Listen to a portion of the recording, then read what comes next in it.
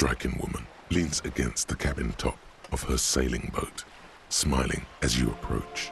Her green raincoat glistens with droplets. A silk scarf is tied around her throat. Good afternoon, officers. I'm Joyce. Joyce L. Messier. I represent the board of Wild Pines, the owners of the harbour. You gentlemen must be from the RCM. Nothing, honestly. I've said it to every drunk in town, and you're the first one who's responded. Relax. She meant it in jest. I'm glad to see you here. Like steel, there is strength there.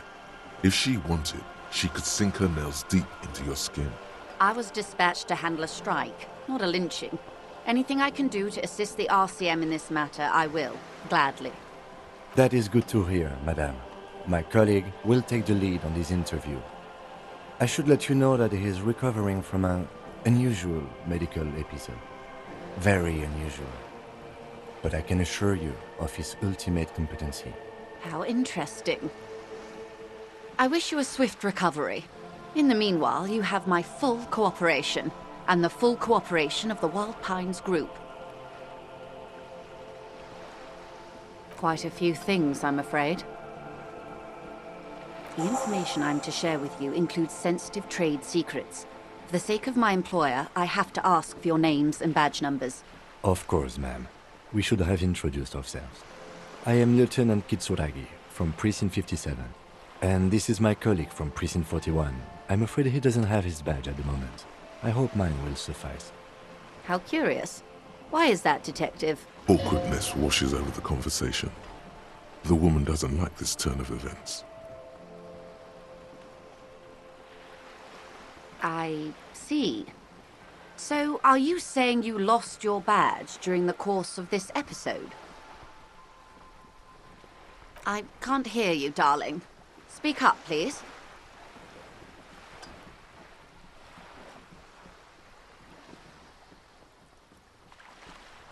Oh, dear.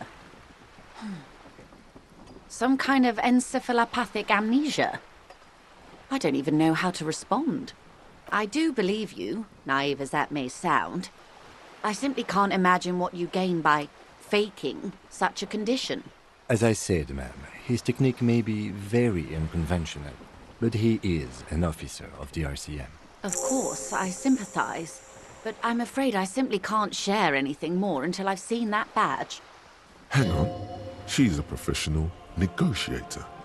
She should be open to some sort of mutually beneficial arrangement.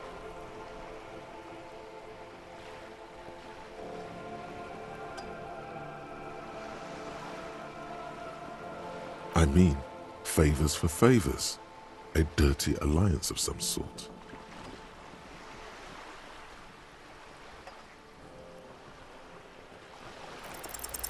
Easy. Just offer her a favor. Like I said, nice and dirty. I will be frank with you. If I'm going to break protocol, I need to be able to justify it to my superiors. They're going to want to see something very tangible.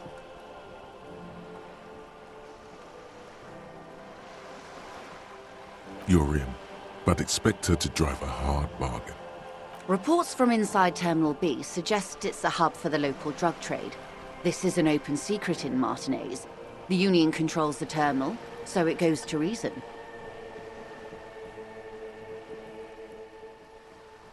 They're profiting from this trade. The company has tried looking into this matter before, to no avail. Perhaps someone with your authority and resources might turn over the right stones. Or you can recover your badge, though if I may be blunt with you, it sounds like that may be a lost cause. Detective, a word in private before we continue.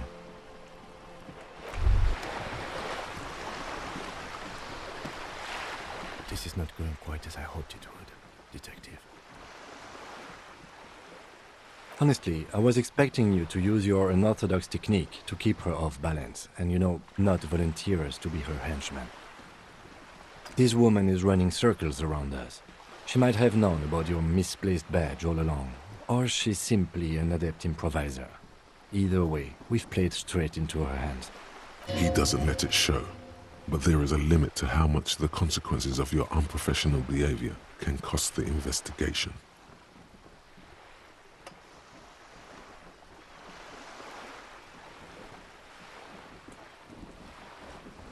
It would not hurt if you tried more in the future, yes.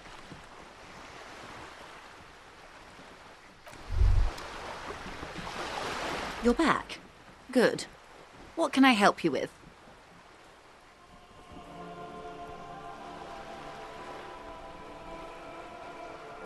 It's quite straightforward.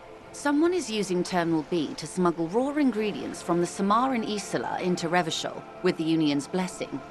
Wild Pines has suspected it for years. Ingredients for what, ma'am? Meth and dextroamphetamine, GBL and various synthetic psychedelics. Honestly, it might be quicker to say what you can't make from the stuff. Yes, but you won't get anything out of Evrat and the Dock Workers Union. Still, every chain has its weak link. Unlikely, officer. I'm talking about the lorries. Once the ingredients reach Jamrock, they're distributed to a network of local manufacturers, well beyond our grasp. But in transit, they may be vulnerable. Perhaps you've noticed that a number of lorries are tangled in a traffic jam at the roundabout just now. Interview the drivers who are still hanging about. One of them might be waiting for a crucial shipment. I'll be explicit. If you find this driver, I will share company secrets with you. Yes? Excellent. According to my reports, there are at least 3 lorry drivers lingering near the roundabout. It may come to nothing, or it may just blow the case wide open. I suspect the traffic jam won't disperse for a few more days. You should have the time you need. In the meantime, let me know if there's any other way I may be of assistance. Everything. Right up to, but not including, trade secrets. I believe the official title is Senior Labor Negotiator. And how are the talks going? They're not. Now they won't even let me into the harbor. There's a 2-meter-20 racist behemoth blocking the gate. What can I say? The Union employs a giant covered in tattoo. Let's say I was not making the kind of progress I'd hoped for when I first arrived. And when did you first arrive? I arrived 3 weeks ago. But the strike began in December. I wasn't the original negotiator here. This isn't the first time the Union has gone on strike? Heavens, no. There have been 2 prior strikes. Both times the Union won significant concessions, including overtime pay and a medical plan. There are leaflets everywhere, and banners. What did they say again? Every worker, a member of the board. In its defense, another said, demand democracy. Pretty tame stuff compared to every worker, a member of the board. Fortunately, they explained it. Every time the Wild Pines group makes a decision about anything, it needs the signature of each of the 2,200 workers. Just so you understand, this is but one of 22 terminals owned by Wild Pines. Essentially, not only are they kings of the company, they are also kings of the 72,000 employees of Wild Pines Group. That may well be. It's not up to me to decide who is king, but as negotiations go, it's not a swell start. I'm not sure. Naturally, I assume that was just their opening position, a hard-nosed tactic with a side of mockery. But there's been no follow-up, just the same nonsensical slogan repeated over and over again. And now, people are getting lynched. Excuse me, from whom did you hear about this lynching? I first heard it from the bowyer at the gates. The one whose very name advertises his aversion to work. I think he said it was, "Call me mañana." This checks out. Of course. How else can I help? Of course, Detective. Take care.